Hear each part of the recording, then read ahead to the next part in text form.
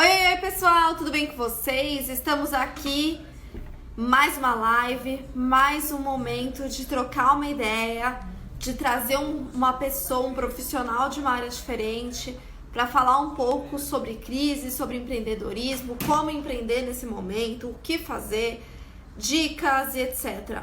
Hoje a live é especialmente importante porque eu tô trazendo uma pessoa especialista mesmo. Eu tive a honra de ter o convite aceito pelo Ricardo Magela. Ricardo Magela, ele é um investidor anjo muito conhecido, não só por ter esse perfil de investidor anjo, mas também por ser um mentor de startups. Vou convidar ele aqui para participar e trazer um pouco do conhecimento com a gente, quais são as questões, principalmente no que tangem a empreendedorismo nesses momentos de crise. Então, como empreender nesse momento de crise, o que fazer nesse período, quais são os macetes que a gente pode ter e não desistir, etc. Eu acho que vai ser um bate-papo bem bacana. Então, acho que o Ricardo vai ter muito a acrescentar para todos os perfis de empreendedores e acho que vai ser bem legal. Então, enquanto ele se conecta, tá, se vocês puderem dar um feedback, se vocês estão me ouvindo bem, como é que tá o áudio, como é que tá o vídeo, se tá tudo certo, que é super importante. Oi, Ricardo. Olá, Paty, tudo bem com você? Tudo bom e você? Tudo tranquilo, graças a Deus. Obrigado pelo convite. Muito obrigada de ter aceitado. Eu estou muito feliz desse bate-papo. Acho que vai ser muito importante, vai trazer um conhecimento bem legal para todo mundo que está acompanhando. Tomara, a gente vai fazer o maior esforço aqui para trazer o melhor conteúdo para valer a pena estar aqui às 21 horas de uma terça-feira. Com certeza vai valer a pena. Eu acho que vai ser muito legal. Se você puder primeiro se apresentar rapidamente para as pessoas te conhecerem um pouquinho melhor, e aí depois a gente começa o nosso bate-papo. Legal. Bom, eu não sei se eu entrei quanto sentado, mas o meu nome o povo já sabe, né? Ricardo Magela. Eu sou empresário e desde 14 anos de idade, né? Eu comecei a empreender aos 14 anos de idade, obviamente que eu não sabia que estava empreendendo, para mim era uma diversão. Então estou há 34 anos aí nessa jornada de empreender.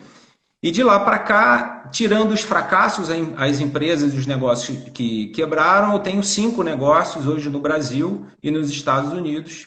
E atuo hoje como investidor anjo e mentor de negócios, diretamente com empresários e também através de alguns programas conhecidos e importantes, como Inovativa Brasil, que é um programa do governo federal com o Sebrae.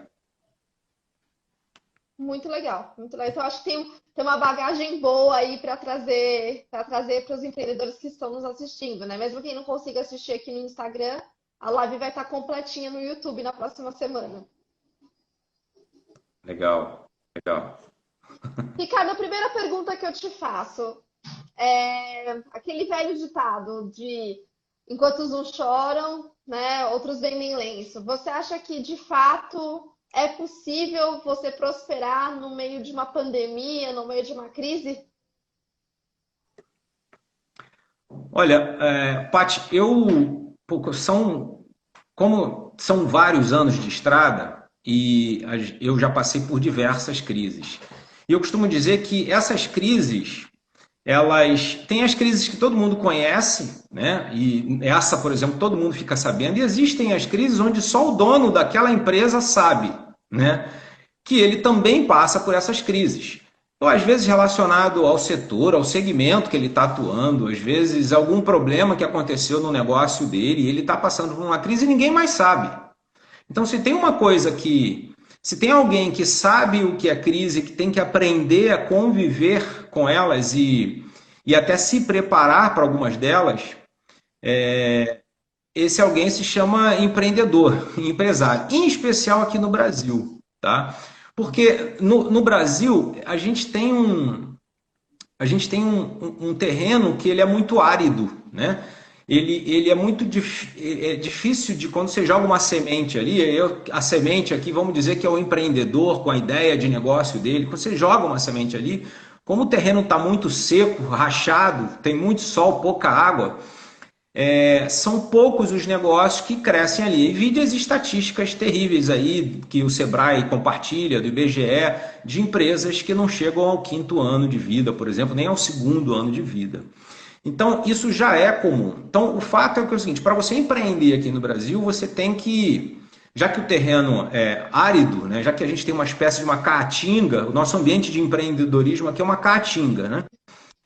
A gente precisa se transformar num cactus, né? E o cactus é aquele tipo de vegetação que pode demorar para caramba para chover, mas quando chover ele vai reter o máximo possível ali para aguentar mais um belo de um período.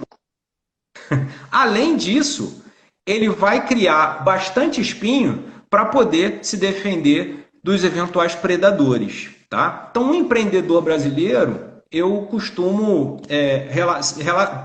fazer essa relação com o cactus nesse ambiente de empreendedorismo que a gente tem. Agora, mesmo os cactos, a gente perdeu muitos deles agora por conta da pandemia, porque essa provavelmente, das que eu conheço, vai ser ou tem sido a pior de todas. Tá? Mas, respondendo agora a sua pergunta, como o ambiente sempre foi difícil, sempre foi cheio de diversos tipos de crises, né? Como eu falei, tem as crises que todos veem, tem as crises que só um determinado setor vê, e tem a crise que só o empreendedor naquele negócio vê e vive. Né? A gente meio que se especializou um pouco nesse negócio. Então é possível sim, contanto que você seja um cactus e que você tenha bastante disposição, tá? Porque empreender é algo que exige você, em primeiro momento, entender que problemas... Vou falar de uma forma diferente. Penso o seguinte, eu costumo dizer que viver, uma das coisas que a gente está aqui nessa vida é para resolver problema. Tá? Pode ter um monte de outras coisas que a gente está aqui para fazer. Mas uma das coisas eu tenho certeza que é para resolver problema. Aí surge uma figura chamada empreendedor, que esse cara, além de ter já todos os problemas que ele tem na vida dele, porque ele está aqui para resolver os problemas, ele resolve abrir um negócio para resolver o problema dos outros. Então, de fato, é uma figura que tem que gostar de resolver problema, tá? E, de preferência, não reclamar de problema, tá? Então, é possível sim, contanto que ele tenha essa característica. Tem esse perfil. Então você acha que o cara que consegue empreender e prosperar de certa forma no Brasil, independente do cenário pandêmico, que é um problema mundial, mas independente desse cenário, se a pessoa consegue empreender e prosperar no Brasil, ela já é por si só, ela tem um skill a mais aí do que empreendedores de outros lugares, justamente porque o terreno aqui não é favorável para o empreendedor. Não tenha dúvida, Paty. Sem dúvida, ele começa com um diferencial. Tá? Eu tive essa experiência quando eu fui para o Vale do Silício. E a principal diferença, e às vezes é o sonho de todo mundo, eu vou para lá porque lá a gente tem um terreno fértil. Ou seja, diferente daqui, que nós temos um terreno árido, lá nós temos um terreno fértil. Só que pode esquecer que num terreno fértil, você muita vida. E junto com esse monte de vida, tem também muitos predadores. E por isso que a concorrência lá é também absurda. Eu nunca vi um ambiente tão competitivo e concorrido como é lá. Então você precisa de outras competências para poder lidar com isso lá. E você precisa crescer rápido, porque você é mais frágil quando você é pequeno.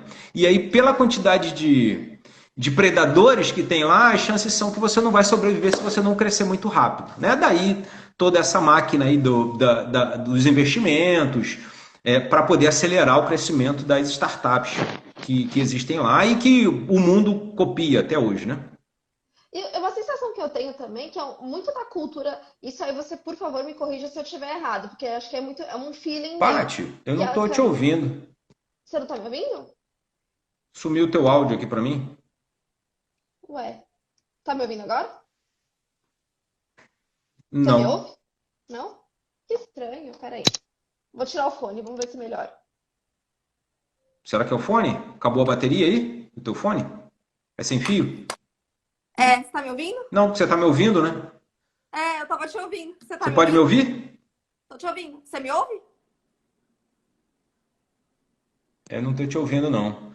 E também ainda não aprendi a fazer leitura labial. O que eu faço? Saio?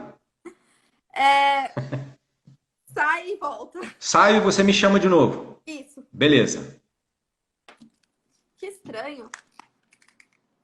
Será que é só ele que não tá me ouvindo, gente? Vocês me ouvem? Quem tá aqui presente tá me ouvindo? Dá um joinha, dá um feedback aí se vocês estão me ouvindo. Porque pode ser algum problema no áudio dele, que eu estava ouvindo ele para fone.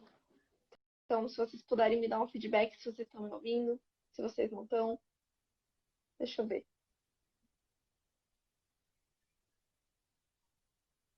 Vou tentar colocar o Ricardo de novo. Vamos ver aqui. E aí, gente, vocês estão me ouvindo? Vocês me ouvem? Ué, acho que a conexão dele não deve estar tão boa. Ih, acho que ele caiu. Ele caiu. Tá. Enquanto isso, se vocês puderem me dar um ok aqui, só para eu ter noção se tá boa o áudio, se vocês estão me ouvindo, se vocês não estão. Porque eu tô preocupada de vocês não estarem me ouvindo também, porque o fone aparentemente tá funcionando, porque eu tava ouvindo o Ricardo bem. Vamos ver se eu consigo colocar ele aqui de novo.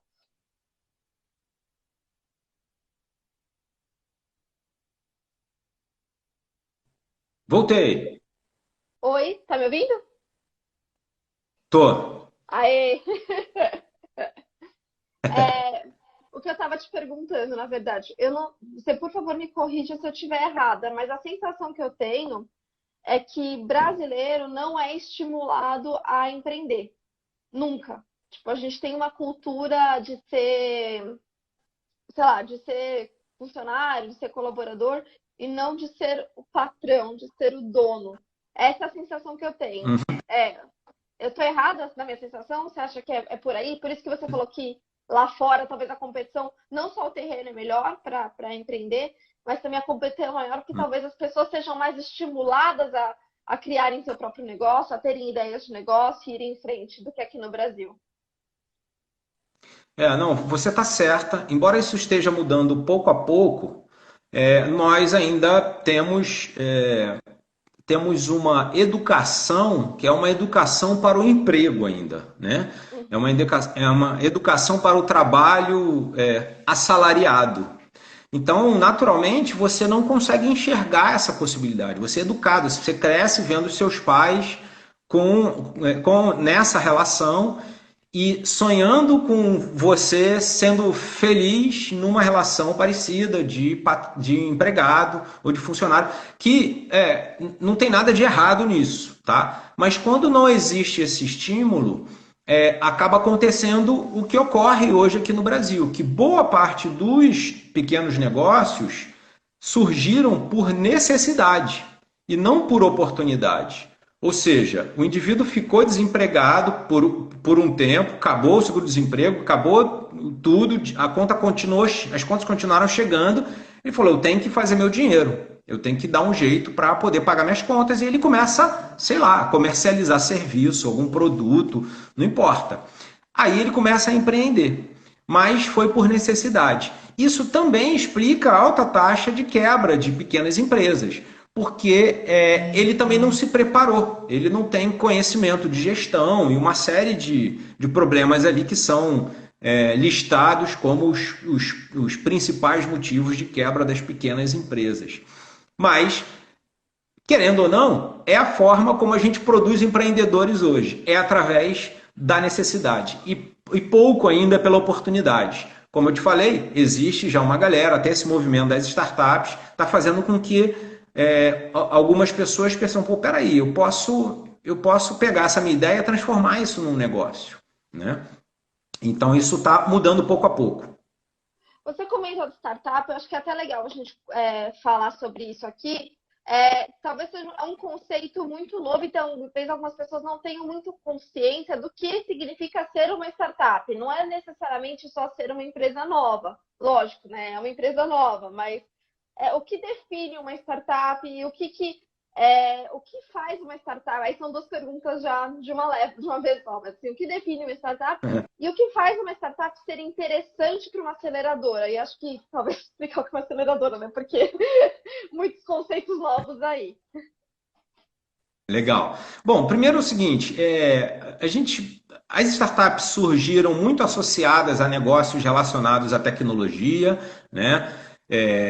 Depois migraram aí para as tais das fintechs, health techs, saúde, área de saúde.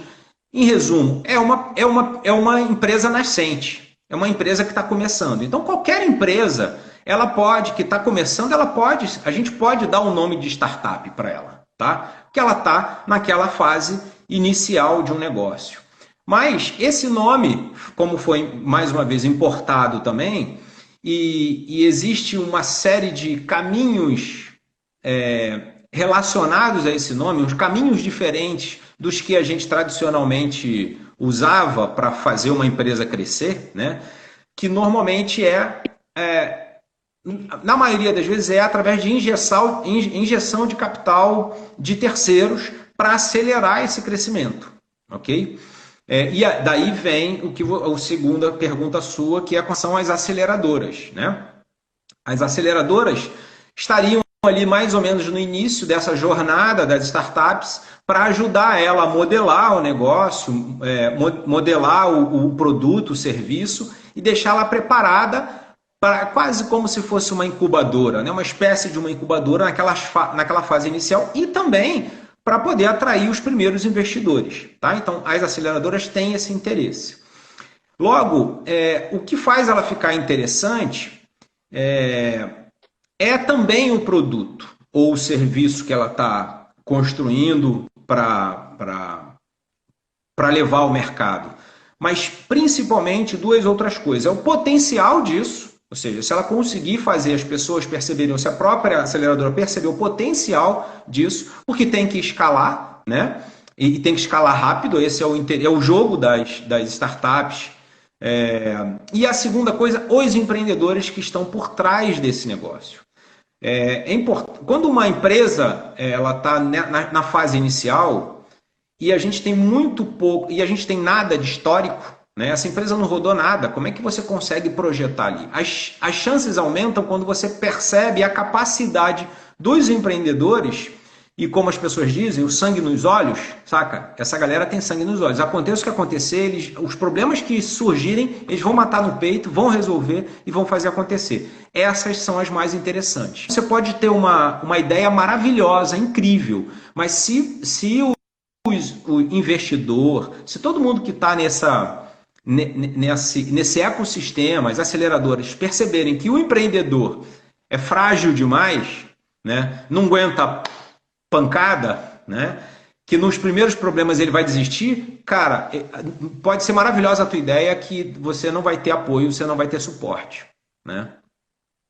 Então, às vezes, pesa muito mais o perfil de quem está por trás das startups do que o business em si. Lógico, o business vai ser interessante, porque também não adianta você vir inventando a roda, né? Você precisa vir com uma coisa diferente, estruturada para chamar atenção, porque negócios aí a gente tem de monte. Mas se você tiver uma ideia que seja ok, que seja uma coisa que resolva soluções, resolva dores, e os empreendedores responsáveis não tiverem esse perfil ativo de sangue no olho, aí também não vai ser interessante, não vão conseguir os investimentos necessários, basicamente.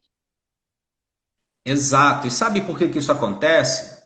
Porque da relevância do empreendedor versus o negócio? Porque ninguém pode dizer para você com absoluta segurança que, como as pessoas perguntam assim, será que o meu negócio vai dar certo?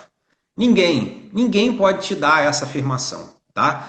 Porque quem vai responder isso é o mercado. É quando o produto ou o teu serviço, quando você entrar no campo de batalha, literalmente. E aí, como é um campo de batalha, você tem que estar disposto para essa guerra. Então, o mercado pode ser que depois dessa jornada, da primeira entrada no campo de batalha, o resultado seja muito diferente daquela tua ideia inicial, porque o mercado vai dar tanta pancada em você, dizendo, isso aqui está demais, isso aqui está de menos, e aí você vai, às vezes sai um produto ou um negócio completamente diferente. Por isso que é muito difícil você avaliar apenas o negócio, apenas o produto ou o serviço ou a ideia, saca? O empreendedor tem uma relevância enorme, porque ele tem que ser capaz de pegar, absorver essas pancadas e transformar o negócio dele para que ele para que ele encaixe exatamente na necessidade do mercado. Então, pelo que eu estou percebendo, para uma pessoa para uma empresa se candidatar, de repente, para uma aceleradora ou uma coisa do tipo, o negócio já tem que estar rodando de certa forma, porque precisa mostrar que está funcionando, precisa mostrar que consegue fazer o negócio ter certo sucesso. Então, tem que ter um mínimo de sucesso já no dia a dia para conseguir se candidatar. É isso ou não? Depende da aceleradora. Tem aceleradora que aceita você na fase da ideação. É quando você só tem a ideia do negócio, ok? E normalmente nessa fase a gente busca exatamente o investidor anjo, né? Por isso que tem esse nome, que é o cara que tem o maior risco, na verdade, de alguma maneira, porque o negócio está absolutamente subjetivo, ainda está no papel, na ideia, né? Só que aí a quantidade de capital também é menor. Então, quanto mais você prova que esse negócio é sustentável, maior é a atração, o volume de dinheiro é maior porque diminui o risco, ok? Vai diminuindo o risco, aumentando a quantidade de dinheiro que você consegue obter de investidores nesse negócio aí, na jornada dele. E o investidor vira uma espécie de sócio? Como é que funciona isso? Então, aí tem vários modelos aqui no Brasil e nos Estados Unidos. Aqui no Brasil, que a gente costuma resolver isso com um tipo de contrato que a gente chama de mútuo conversível. Tá? O mútuo conversível é como se fosse um empréstimo que eu posso converter em ações da empresa. Ok? Tá. Então, eu faço um empréstimo para você e nesse contrato, depois de um determinado período, eu posso ou resgatar o meu empréstimo, ok? Corrigido, ou eu converto isso em ações do negócio. Ok? Já fora do investidor. Desculpa, aí é uma negociação. Negociação, tá. É uma negociação, mas esse é o modelo mais comum aqui no Brasil. Tá? Fora do Brasil existem formas muito mais simples de você fazer isso com um contrato que o seu nome não precisa ir para o contrato social ainda, até chegar numa determinada rodada de investimento, onde você eventualmente vai sair sem ter que precisar passar pelo contrato social e toda a burocracia que a gente exige aqui. Tá? Então é muito mais fácil fazer isso do que aqui. Mas é possível fazer aqui e os mecanismos dos advogados já resolveram isso bem também por aqui. Entendi, perfeito. E da sua experiência, ultimamente, quais têm sido as queridinhas do mercado para serem aceleradas e que você tem visto que tem tido bom resultado? Porque eu sei que não tem um número mágico, não tem uma fórmula mágica e não tem nada, não tem como bater uma tela e falar assim, isso aqui dá certo, isso aqui não dá, mas pelo que você tem visto, sua experiência nos últimos anos, o que tem sido o hype aí do mercado? Então, existem as modas, né, como as fintechs, as healthtechs, as da área de saúde, mas essas modas, elas geram muito salseiro na mídia e tal, mas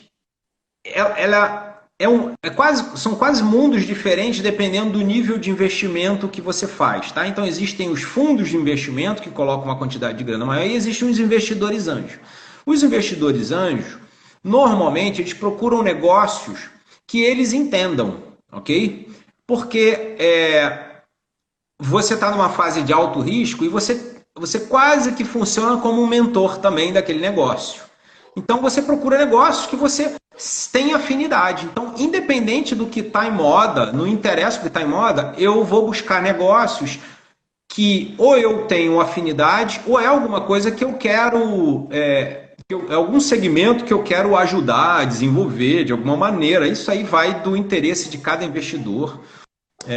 Porque bem ou mal, querendo ou não, embora seja um negócio extremamente, que a gente pode falar que é extremamente capitalista, que é um investimento, existe um papel social importante aí que as pessoas não enxergam, não vem ao caso, mas existe esse papel social e alguns investidores, eles procuram alguns setores preocupados com isso, né? Como, por exemplo, sustentabilidade e tal. A gente procura porque, assim, já que eu vou investir em alguma coisa, eu vou investir em um negócio que seja relacionado à sustentabilidade, para que esse negócio se desenvolva e possa ajudar de alguma maneira. É a forma dele ajudar. Né? Usou o capital dele para investir num negócio que vai melhorar o mundo, por exemplo. Legal. Não, mas eu acho que é uma linha de raciocínio que faz muito sentido e eu acho que não é nem clichê dizer, porque as pessoas já estão com um pouco mais de mentalidade voltada para esse lado, assim.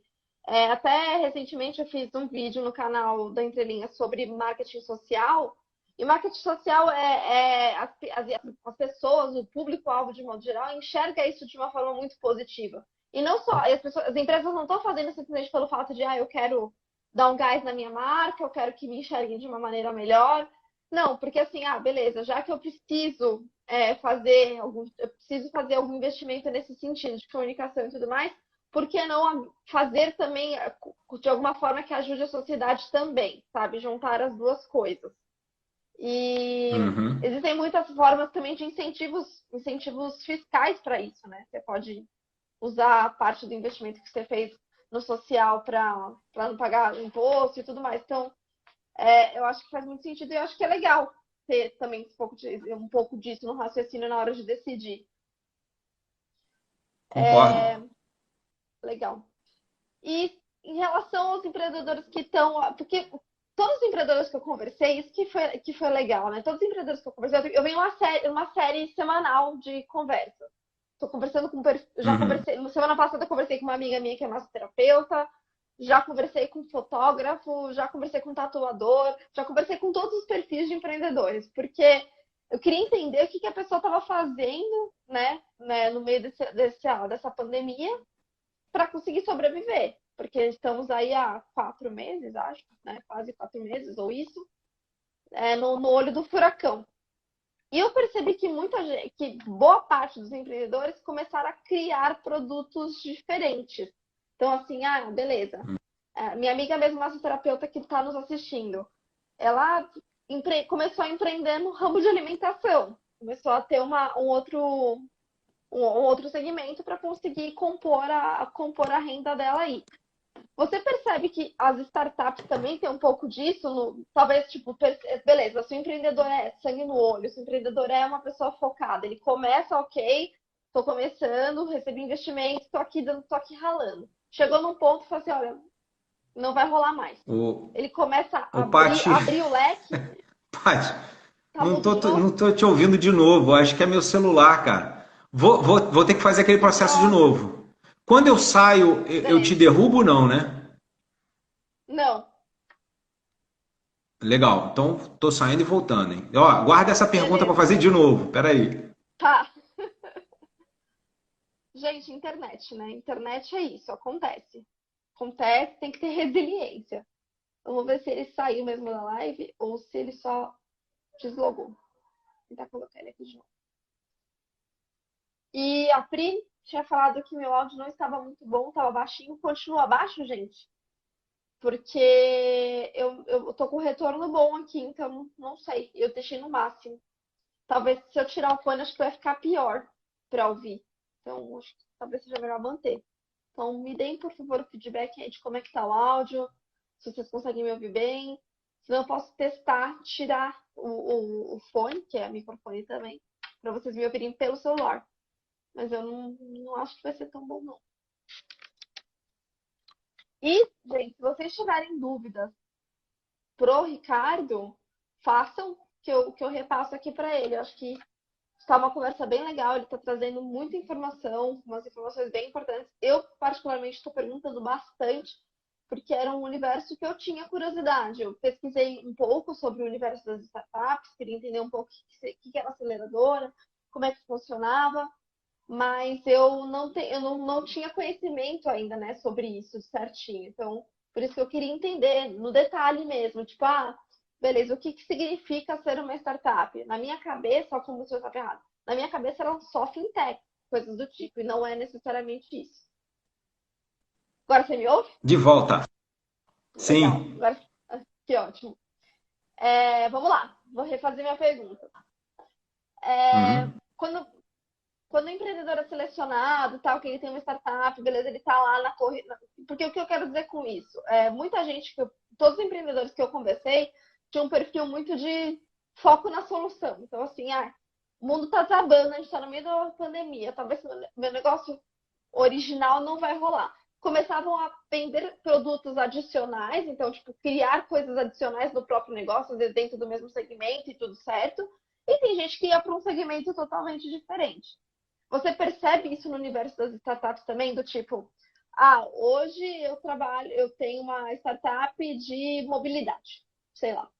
E aí não tá rolando. E aí a pessoa muda totalmente, ou então talvez mantenha a marca, mas muda a atuação, muda alguns detalhes. Isso acontece nesse universo? Total, a gente pode dizer que em qualquer tipo de negócio, tá? Existem aqueles que tiveram que mudar 100%, né? E existem os que abriram uma segunda possibilidade, um segundo caminho. Porque, na dúvida se o anterior vai voltar, né? Se os clientes vão voltar a consumir aquele produto daquele jeito, ele abre um caminho paralelo e começa a faturar nesse caminho paralelo. E pode ser que lá na frente o tradicional, vamos dizer assim, deixe de existir, tá? Pode ser, mas enfim. Então tem gente que foi 100% por um caminho e tem gente que abriu as duas possibilidades. E teve gente que não precisou, porque já estava num negócio que poderia ser consumido online e tal, e produtos digitais, uma série de coisas, né? Enfim, mercados e muita coisa que é e-commerce, né? Alguns até cresceram, como a gente sabe. E aí, por exemplo, o que acontece com o contato? Eu não sei se isso muda de contrato para contrato, mas sei lá, a pessoa pegou um investimento por uma startup de mobilidade, por exemplo. E aí aconteceu tudo isso, a pessoa falou assim, bom, ou eu mudo de ramo ou eu vou quebrar e não vai ter jeito. E aí a pessoa começa não sei se ela redireciona o investimento ou se ela põe um capital dela para começar outra coisa. É muito caso a caso, mas, por exemplo, se ela pegar um investimento que ela já tinha na mão e ela usar para um outro tipo de negócio paralelo àquele, ela pode ter algum tipo de problema? Ficou clara a minha pergunta? Então, Eu fiquei confuso. não, eu entendi, mas eu não conheci ninguém que falou assim, cara, eu vou fechar esse meu negócio e eu vou abrir um negócio completamente diferente. Conheci muitos que fecharam porque quebrou, tá? E o cara ficou descapitalizado, inclusive, para montar um outro negócio. Mas ninguém falou assim, pandemia, eu vou fechar o meu negócio e vou fazer um outro negócio e já obtive investimento, tá? A maioria adaptou ou criou esse caminho paralelo. Se existe esse caso, vai ter que conversar com o padrinho, ou seja, quem botou o dinheiro, para saber se ele tem interesse nesse novo negócio, ok? Mas, de qualquer forma, dependendo de como ele fez os contratos, é um negócio de risco. Se esse negócio dele quebrou, quem colocou dinheiro, perdeu esse dinheiro. Tá? Entendi. Não tem muito o que fazer, porque quando a pessoa investe, ela já está ciente da possibilidade de simplesmente não dar certo e ela perder 100% daquela grana investida, né? Isso, existem alguns mecanismos, mas o risco a gente está falando de um negócio de alto risco, tá? Investimento de alto risco é investimento em startup, literalmente. Mas pode ter ganhos também que compensam o risco, tá? Onde há risco, há dinheiro. Porque quanto mais. Isso o mercado financeiro ensina, né? Quanto mais risco, a rentabilidade é maior, né? Sim, mas aí realmente é só para quem tem esse apetite, para risco mesmo. Tem estômago para isso, né? Quem consegue aguentar o tranco. Exatamente. Você diria que tem alguns pontos básicos que indicam a qualidade, que indicam o sucesso, tipo indicadores de sucesso em sentido, tipo, olha, há coisas básicas que a gente sabe, tipo, uma boa gestão financeira, não misturar os capitais pessoais com os capitais da empresa, tem algumas coisas que são meio básicas para você ter sucesso? Existem as coisas mais básicas que existem para eu agora não estou falando não estou falando mais do mundo das startups necessariamente, mas das pequenas empresas, que eu acho que é a grande maioria. A gente A gente usa esse termo startup, mas quando a gente usa esse termo, é meio que a gente se afasta de uma realidade muito grande do país, né? Que é a realidade de quem vai montar um negócio porque, cara, eu não estou vendo possibilidade aqui de eu arrumar um emprego, eu preciso fazer minha grana, né? Eu preciso construir. Ou mesmo, já tem alguns empreendedores que já têm alguma ideia de negócio e ele quer empreender, tá? Então, as principais lições do que a gente deve fazer, essas lições estão exatamente nos principais motivos de quebra de negócios, ok? Então, os principais motivos de quebra de negócios nos apontam quais são exatamente ao outro extremo, ao outro lado da moeda, os motivos de sucesso, os indicadores de sucesso. Então, a gente tem nas quebras de empresa, primeiro, a falta de conhecimento de gestão, tá? Porque a gente empreende por necessidade e a gente não busca conhecer. E eu não estou falando aqui de fazer faculdade de administração e tal. Eu mesmo tive formação em administração, mas eu acho que de verdade o campo de batalha me ensinou muito. Só que se eu tivesse, eu falo do conhecimento de gestão, mas o conhecimento prático de quem trilhou aquele caminho. Porque esse conhecimento é que realmente faz diferença. E normalmente esse conhecimento não vem das escolas tradicionais. Ele vem de empreendedores que trilharam esse caminho. Tá? Porque, bom, esse é um primeiro ponto. Então, a questão da gestão. Um conhecimento de gestão prático, né? Porque se ele for buscar isso na academia, não é prático, é teórico, né? Os próprios professores que estão lá, sem desmerecer, né? Mas os próprios professores que estão lá, se fossem empreendedores, empresários, provavelmente eles não estariam lá dando aula, certo? Então, eles têm teoria e eles te ensinam a teoria. Tem sua relevância, mas o peso do conhecimento de gestão prático e como é que a gente faz, quando aquela situação surge, como é que a gente faz para resolver, isso não tem preço. Esse é um conhecimento muito relevante. O segundo pilar que eu digo é um pilar que os pequenos empresários desconhecem, o mundo das startups já conhece muito mais, que é a mentoria, que é você ter um mentor, um guia. É você pedir ajuda, literalmente, mas pedir ajuda para alguém que já fez e que, de preferência, já se esborrachou também. Tá? Isso lá fora é muito... as pessoas aqui no Brasil, também por uma questão cultural, as pessoas têm vergonha de quem errou, de quem falhou, de quem fracassou, né? Lá não. Por quantas vezes você fracassou? Pô, que legal! Né? Então você tem muito para ensinar. Pelo menos o que eu não devo fazer, você com certeza já sabe. E aí, se você pega um mentor que já teve fracassos e sucessos, aí essa é a combinação ideal, né?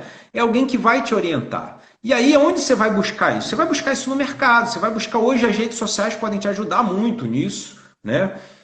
O próprio Sebrae, embora na base de consultores do Sebrae, boa parte deles não empreendem também, então existe uma carga muito grande ali de teoria, né?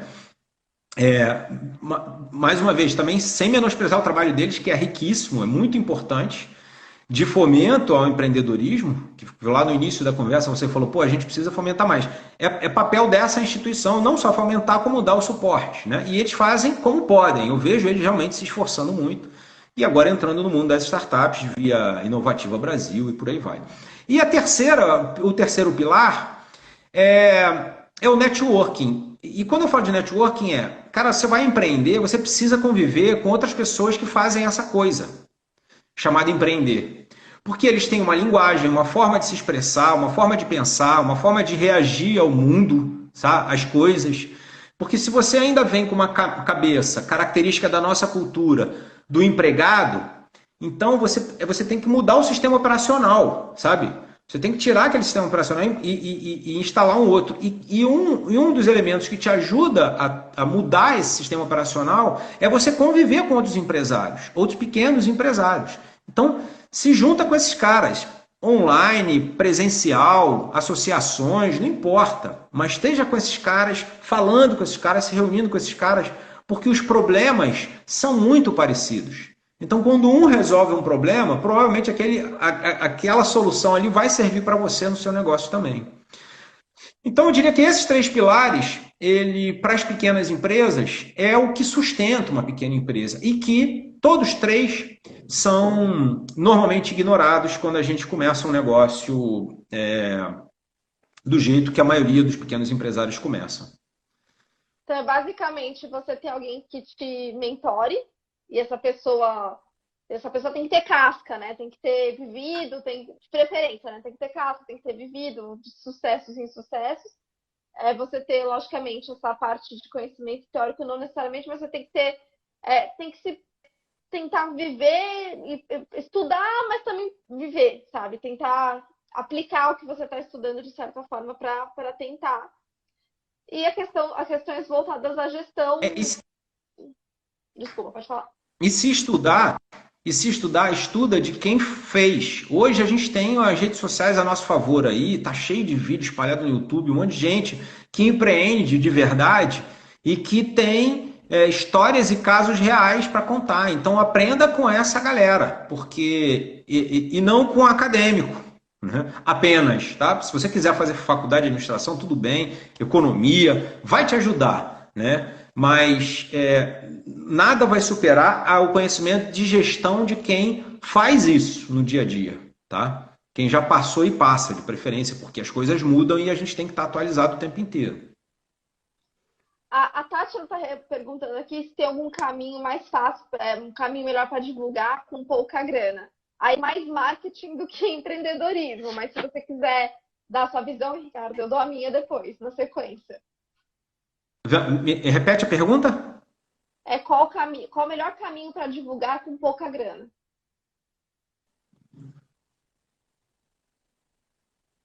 Porra, com pouca grana? Um caminho para você aumentar o seu alcance, fazer com que mais pessoas conheçam o seu negócio, mas com uma grana reduzida. Tem algo que você... Aí você tem que usar o poder. Aí você tem que usar o poder das redes sociais a teu favor. Tá? A maioria delas estão muito limitadas na entrega, mas você vai ter que compensar a falta de grana com tempo, com dedicação sua, que no final das contas você está pagando, só que você não está desembolsando diretamente. A gente não pode esquecer que o tempo é dinheiro, então você vai ter que se dedicar mais a essas coisas, ao boca a boca, ao contato 1 a 1 e às redes sociais. Com isso você divulga o seu negócio e você vai gerar cliente para você, até que você tenha caixa suficiente para você começar a colocar dinheiro e investir mais no seu marketing. Mas esse é o caminho tradicional e natural, ou seja, vai ter que compensar de alguma maneira. O que eu digo é o seguinte, você sempre vai pagar. Só que qual é a moeda que você está pagando? Nesse momento você vai estar pagando com a moeda tempo. Não, e é importante a gente frisar isso, que tipo, as pessoas nunca vai ser. As pessoas, principalmente pequenos empreendedores, eles têm a ansiedade de que as coisas aconteçam mais rápido, né? Do tipo, mas como assim? Eu postei todo dia semana passada, essa semana ninguém me chamou. Você tem que construir, né? Você tem que construir, não é simples. Tem estratégia para você, seguidor. Né? Like não é dinheiro em caixa também, seguidor não é cliente. Então, tem que transformar essas pessoas que estão te seguindo em potenciais clientes. Tem estratégias para isso aí dentro do marketing, já é uma estratégia de marketing. E aí, o que a gente sempre fala para quem não tem grana você vai ter que usar seu tempo para estudar, né, o que fazer, e tentativa e erro, né? Eu vou testar isso aqui e não deu certo. Testei isso aqui e não deu certo. E vai em frente. Resiliência. Já entendeu que eu não tô te ouvindo, né? Vou sair de novo e vou voltar. Tá. Beleza. E vocês, pessoal? Vocês estão me ouvindo? O áudio do Ricardo tá de mal de mim. Não tá rolando. Vira e mexe, trava alguma coisa. Tentar colocar ele de novo agora. Se vocês não estiverem me ouvindo ou se estiver muito baixo, me avisem, por favor, tá? Porque é importante que vocês estejam ouvindo bem. Você voltou a me ouvir? De volta. O seu celular não tá afim de conversar comigo. Não mesmo. Hoje ele tá... Eu devia ter colocado um fone também. Sei lá, de repente o fone resolveria. Enfim. Não, o importante é que ele tá dando certo essa estratégia de sair e volta. Tá dando certo. Sai e entra. Onde nós paramos? eu só comentei, na verdade, que esse fator tempo é bem relevante, que a gente até chegou a conversar sobre isso, né? Um pouco antes do nosso bate-papo, a gente trocou um bate-papo no privado, que eu cheguei naquela fase de que eu tô bem atolada no fator tempo, né? Que você fica... Eu sou bem sangue no olho, então você chega num ponto que você fala assim, olha, não tô conseguindo mais dar vazão às coisas, né? Trabalhando 10, 12 horas por dia, você fica exausto, não consegue mais dar vazão às coisas. Então você tem que tomar muito cuidado nisso também, saber administrar as coisas que você vai fazer, organizar bem o seu tempo, fazer uma boa gestão do seu tempo e priorizar. Isso você vai aprendendo também com o tempo, você vai aprendendo no dia a dia, criando casca. Mas que é importante você ter resiliência e paciência. Então, assim, não deu certo, estude marketing se você não tem grana para contratar, se você não está conseguindo, se precisa fazer sozinho, estude bastante. Tem o canal da Entrelinhas para isso, com um monte de conteúdo gratuito sobre estratégias de marketing. Então, o básico do marketing está lá. Então, tudo que você precisa para, de fato, começar, você vai encontrar lá. Então, estude e tente implementar. E aí você vai no tentativa e acerto. Tentativa e acerto. Eu não falo tentativa e erro. Então, você vai testando, vai implementando, vai corrigindo a rota. E aí você vai conseguindo chegar no melhor resultado. Mas que é super importante você ter isso em mente, que você precisa fazer essa boa gestão para conseguir atingir o melhor resultado. E agora? Agora foi eu que fiz besteira agora aqui. Não, depois você dá uma olhada no meu story, eu acho que é isso, cara.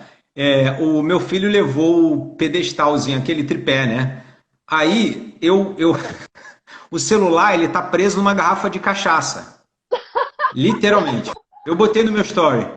Ele tá preso com uma fita crepe. Com certeza é isso que tá dando zebra, saca? Depois quando sair daqui, você olha lá.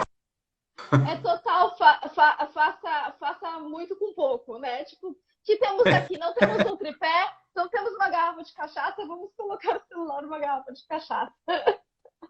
É isso. O celular, uma garrafa de cachaça e uma fita crepe. Tá lá a foto, botei lá no meu story. Isso tem a ver com empreender também, né?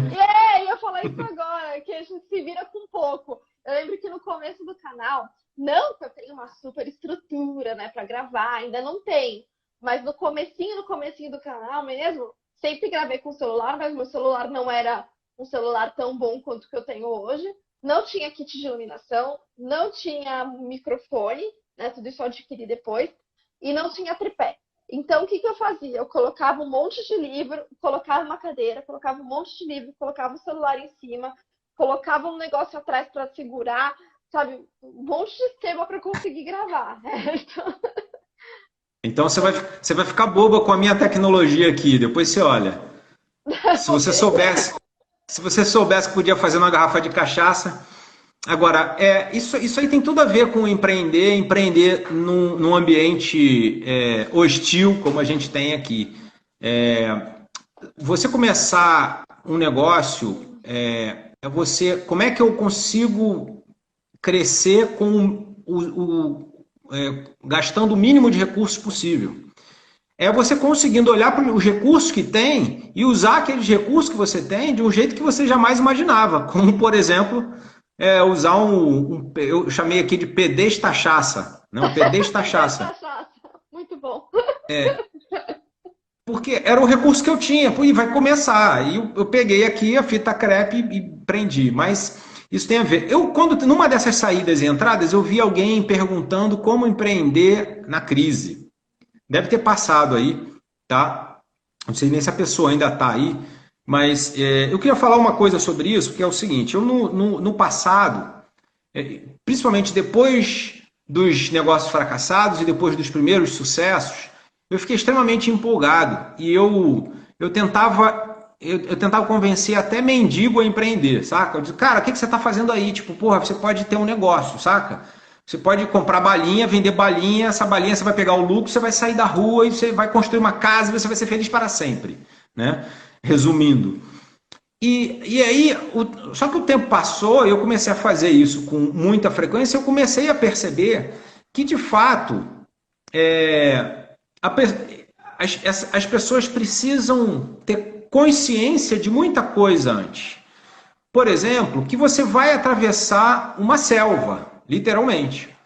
E você atravessaria uma selva sem saber quais são os perigos que tem nessa selva, saca? É um risco extremamente alto. Então, vamos conhecer quais são esses perigos. Então, hoje, pelo contrário, às vezes eu assusto as pessoas, eu digo, não empreenda. Só para você ter uma ideia, me encomendaram uma palestra que eu vou fazer ao vivo, talvez semana que vem ou na semana seguinte, que a chamada é mais ou menos assim, desista de empreender enquanto é tempo, ou saiba muito bem onde está pisando. Sabe por quê? Porque é o seguinte, se você está pensando em empreender, conheça. E aí o meu objetivo é exatamente mostrar o que tem na selva. Se no final dessa palestra você, aí sim, consciente do que tem na selva e resolver empreender, aí eu posso dizer, agora pode ir. Pode ir porque você sabe o que tem aqui dentro. Ok? Agora, eu não recomendo mais que ninguém empreenda sem saber o que tem dentro da selva.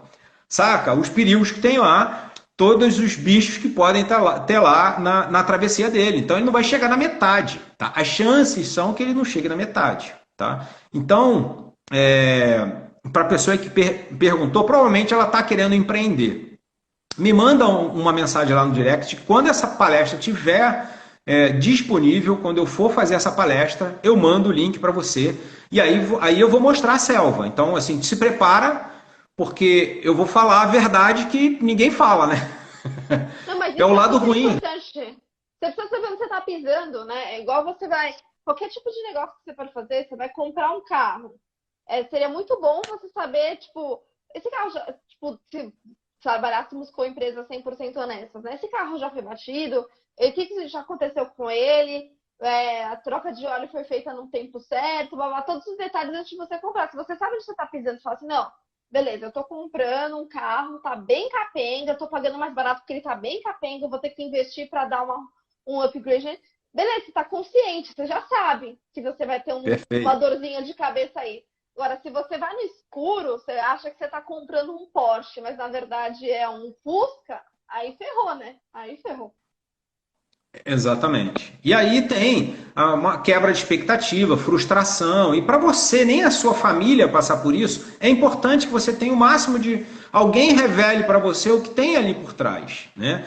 Que é muita coisa, tem muito detalhe. Se você é casado, se você tem família, provavelmente você vai ter alguns conflitos dentro de casa, porque você vai trabalhar muito mais do que quando você era empregado. Você vai trabalhar 24 horas por 7.